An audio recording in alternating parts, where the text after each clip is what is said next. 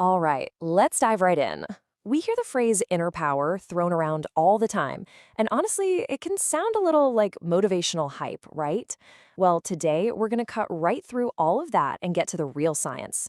We're going to explore what's actually happening inside your brain and your body when you feel strong, resilient, and totally in control.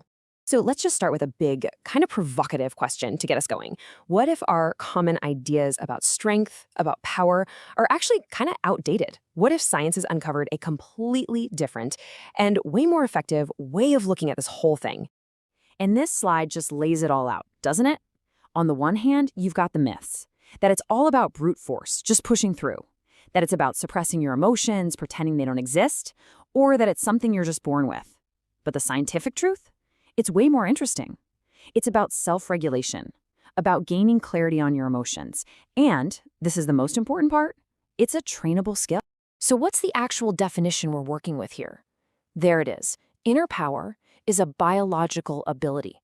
That means it's real. It's measurable. It's all about your ability to regulate your internal world, your thoughts, your feelings, your physical energy, especially when the pressure is on. This is a total game changer because it takes inner power out of the clouds and makes it a tangible thing you can actually work on. Okay, to really understand how this all works, we first need to take a little trip inside the command center. So let's meet the part of your brain that's actually running the show. You know, for the longest time, we thought inner strength was just a personality trait, right? You either had it or you didn't. But what neuroscience has shown us is that it's actually rooted in the physical wiring of your brain. It comes down to specific circuits and how well they talk to each other. And this part right here, this is the star of the show. Let's call it the CEO of your brain, the prefrontal cortex, or PFC for short.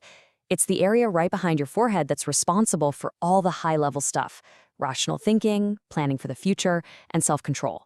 It's the part of you that says, hang on a second, let's think this through.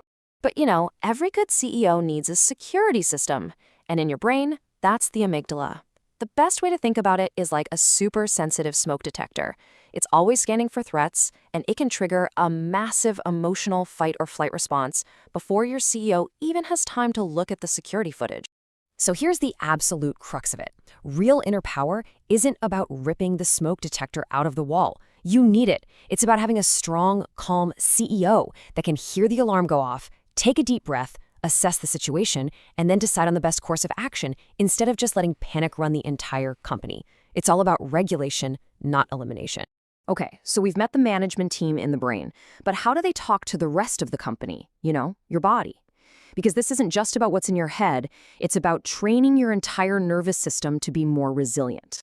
And this quote just completely reframes what it means to be tough. We tend to think it's about how much stress you can handle without ever breaking. But the real measure? It's how quickly you can bounce back to a calm, focused state after the stressful thing happens.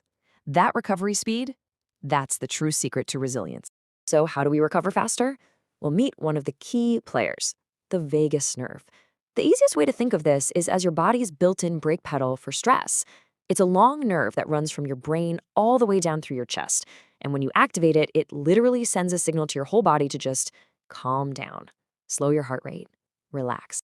Now, when this brake pedal is really responsive and works efficiently, neuroscientists call that having high vagal tone. You can think of it like a muscle. The more you train it, the better it works. And the benefits? They're exactly what we're talking about. It leads to that feeling of calm confidence, to more emotional stability, sharper focus, and, you guessed it, a much faster recovery from stress. And this brings us to a massive, massive distinction. For generations, we were basically taught that being strong meant bottling up your emotions or just ignoring them. Well, neuroscience has proven that's exactly the wrong approach. True strength is the ability to actually feel an emotion, understand what it's telling you, and then choose how to respond. That's regulation. And check this out. Here's a beautifully simple, super practical framework for how to actually do that. First step, just label the feeling. Simply saying to yourself, okay, I'm feeling anxious, can immediately reduce its power over you. Step 2, reframe the story you're telling yourself about it. And step 3, consciously choose your response. This simple process puts your CEO, your prefrontal cortex, right back in the driver's seat. All right, so we've got the control system and the nervous system. But what keeps us going day after day? What's the fuel in the tank for persistence? Well, let's talk about the chemistry of motivation. So, you've probably heard of dopamine as the pleasure chemical, right? Turns out that's a huge oversimplification. One of the biggest shifts in neuroscience is understanding that dopamine is really the molecule of motivation. It gets released when your brain perceives you're on the right track, making progress toward a meaningful goal. And here's the trick. To really harness it, you have to learn to attach that dopamine hit to the effort itself, not just the final trophy. It's the chemical that tells you, keep going, this is worth it. And when all these systems, your focus, your emotional regulation, your motivation, when they all just click and work together in perfect harmony, that's when you enter what's known as a flow state. You know that feeling, right? It's that magical zone where you're so absorbed in what you're doing that self-doubt just disappears and you perform at your absolute best. That is inner power at its peak. But what sustains that drive to get there in the first place? What's the deep underlying force?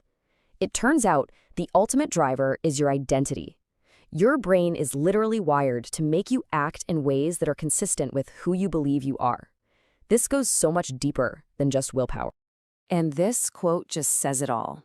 When you stop saying, I'm trying to be a disciplined person, and you start genuinely believing, I am a disciplined person, your brain fires up these long-term commitment circuits to make sure your actions line up with that belief. It's an incredibly powerful way to lock in new behaviors and build that lasting inner strength. Okay, so we've gone deep into the brain, the nervous system, the fuel. Let's zoom back out now and connect all this amazing science to why it's so incredibly important in our actual lives. I mean, just look at this. The benefits here are profound. This isn't just some interesting mental exercise.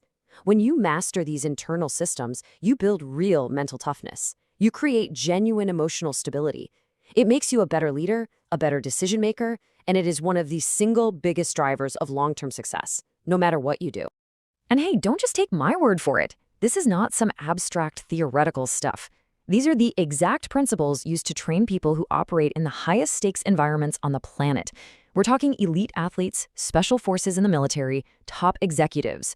They all use this science to perform under extreme pressure. So if you take just one thing away from our whole conversation today, let it be this. Inner power is not about being aggressive or forceful. It is a quiet, powerful combination of self-regulation, the ability to stay calm when it matters most, and having a motivation system that is deeply aligned with who you want to be. And that really just leaves us with one final thought. We've established that this is not something you're just born with. It's a skill you can build like any other. So the question is no longer, do I have it? The real question is, what am I going to do to develop it? Are you going to start by training your brain's CEO? Or maybe working on your nervous system's brake pedal? Or dialing in your motivation circuits? The choice is yours.